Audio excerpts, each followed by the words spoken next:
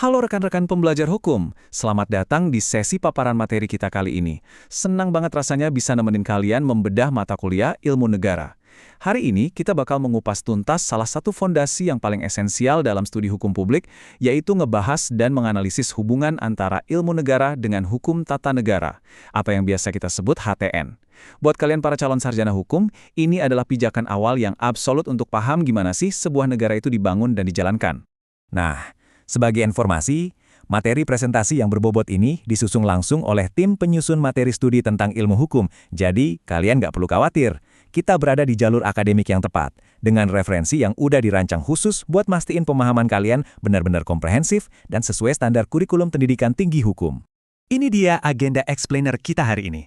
Kita mulai dari pengantar objek kajian negara, masuk ke konsep dasar ilmu negara, terus lanjut ke karakteristik hukum tata negara. Setelah itu, kita telaah hubungannya menurut para ahli, dan pastinya ditutup dengan daftar pustaka plus 1 pertanyaan kajian buat nguji analisa kalian di akhir nanti. Bagian pertama, pengantar objek kajian negara. Sebelum kita nyelam lebih dalam ke teori-teorinya, ada satu pertanyaan fundamental nih. Sebenarnya apa sih yang jadi fokus utama dari kedua disiplin ilmu ini? Jawabannya simpel, tapi esensial banget. Meskipun kedengerannya beda, ilmu negara dan hukum tata negara itu ternyata punya satu objek penelitian yang sama persis, yaitu negara. Keduanya sama-sama neliti tentang manusia yang pengen hidup bersatu dan berkembang dalam sebuah tata kehidupan bernegara. Intinya, dari titik inilah semua konsep hukum kenegaraan itu bermula. Oke, mari kita perjelas lagi. Terus di mana bedanya? Nah, bedanya ada di cara pandang mereka terhadap objek negara tadi. Yang satu, ngelihat negara dalam arti abstrak dan universal, alias cuma ngebahas konsep negara secara umum tanpa mikirin di mana atau kapan negara itu ada. Sementara yang satu lagi, ngelihat negara secara konkret. Artinya, negara itu udah terikat sama waktu, tempat, dan realitas hukum positif yang lagi jalan saat ini. Masuk ke bagian kedua, konsep dasar ilmu negara. Kita bedah dulu separuh dari perbandingan tadi yang posisinya sebagai fondasi teori. Ilmu negara ini bisa dibilang ngelihat negara dalam posisi diam atau statis. Fokusnya itu murni banget di ranah teori dasar. Kayak, dari mana sih asal-usul negara? Apa hakikat dan tujuannya? Bentuk-bentuk negara secara umum tuh gimana? Jadi, dia sama sekali nggak peduli sama hukum positif yang berlaku di suatu negara tertentu. Karena fokusnya ngegali hakikat murni, makanya dalam dunia akademik, ilmu negara ini sering disebut sebagai Science-Wissenschaft atau ilmu murni. Nah, ngomongin ilmu negara, kita nggak bisa lepas dari tokoh penting yang satu ini, George Jelinek. Beliau ini diakui dunia sebagai bapak ilmu negara. Jelinek inilah orang pertama yang menyusun kerangka teori negara secara sistematis dan mandiri. Beliaulah yang bikin semacam cetak biru abstrak yang mutlak kita butuhin supaya bisa paham struktur dasar negara manapun di seluruh dunia. Keren kan? Lanjut ke bagian ketiga, karakteristik hukum tata negara. Kalau tadi kita udah bahas fondasinya, sekarang kita lihat gimana bangunan aslinya didirikan di dunia nyata. Beda banget sama ilmu negara yang anteng dan statis, hukum tata negara atau HTN itu super praktis dan dinamis. HTN ini ngelihat negara pas lagi bergerak, objeknya konkret banget. Contohnya hukum tata negara Indonesia saat ini. Yang diurusin tuh soal organ-organ negara, fungsinya apa, wewenang lembaganya batasnya sampai mana. Makanya HTN ini dijuluki Normenswissenschaft atau ilmu normatif terapan. Ibaratnya ini adalah arsitektur negara yang benar-benar dipraktikkan langsung di lapangan. Dan tabel ini dengan brilian merangkum semuanya secara visual. Kalian bisa lihat langsung batas tegas di antara keduanya. Dari segi objek, ilmu negara itu luas dan universal. Kalau HTN, spesifik ngebidik satu negara.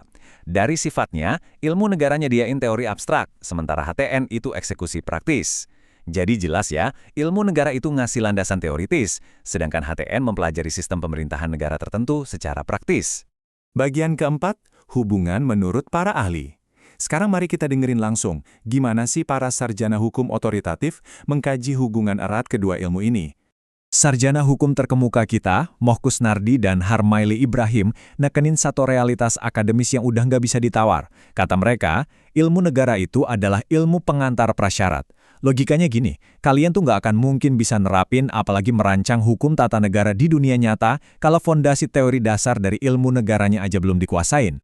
Tokoh hukum lainnya, Bapak Sohino, narik garis batasnya dengan sangat presisi. Beliau bilang, Ilmu negara itu tugasnya ngumpulin bahan mentah yang masih universal.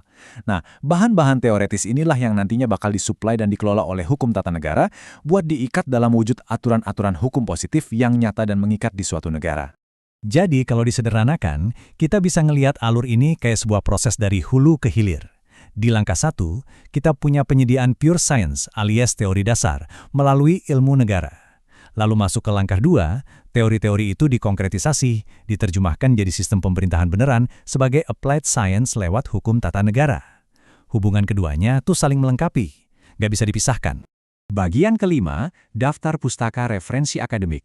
Untuk menjaga bobot presentasi ini, mari kita intip literatur apa aja yang jadi sandaran kita. Di layar, kalian bisa lihat salah satu contoh literatur komprehensif yang dikaji di lingkungan kampus, yaitu buku ilmu negara dari Universitas Udayana. Buku ini representasi visual dari kedalaman materi yang emang wajib banget dilahap sama teman-teman mahasiswa hukum supaya makin tajam analisanya. Dan ini adalah daftar pustaka utamanya, karya-karya klasik, mulai dari Suheno, Mokus Nardi, Harmail Ibrahim, Abu Daud Busroh, sampai ke pakar tata negara modern kita, Profesor Jimli Ashidiki. Literatur ini kita sebutin supaya kalian tahu dari mana kerangka pikir mayoritas sarjana hukum di Indonesia itu dibentuk. Akhirnya, kita sampai di bagian ke-6, pertanyaan kajian bagi mahasiswa. Ini segmen pamungkas buat nguji seberapa jauh kalian bisa mensintesis materi hari ini. Tapi sebelum masuk ke pertanyaannya, saya mau pertegas satu hal penting nih. Sesi paparan presentasi ini benar-benar diproduksi sebagai media dan bahan pengajaran akademik. Explainer ini sengaja dibuat supaya bisa ditonton dan diakses kalian secara online kapan aja, serta jadi referensi utama buat kalian para pembelajar hukum yang kritis. Nah, berdasarkan semua uraian yang udah kita bahas, ini dia pertanyaan berbobot buat kalian renungkan. Mengingat ilmu negara itu kan sifatnya abstrak dan universal, kira-kira gimana caranya teori-teori dasar dari Georg Jelinek tadi bisa kalian gunakan buat menganalisis dinamika perubahan konstitusi atau ranah HTN di Indonesia saat ini? Coba kalian diskusikan bareng teman-teman. Terima kasih udah ngikutin sesi explainer ini dari awal sampai akhir. Tetap semangat, perbanyak literasi bacaan kalian, dan sukses selalu belajarnya.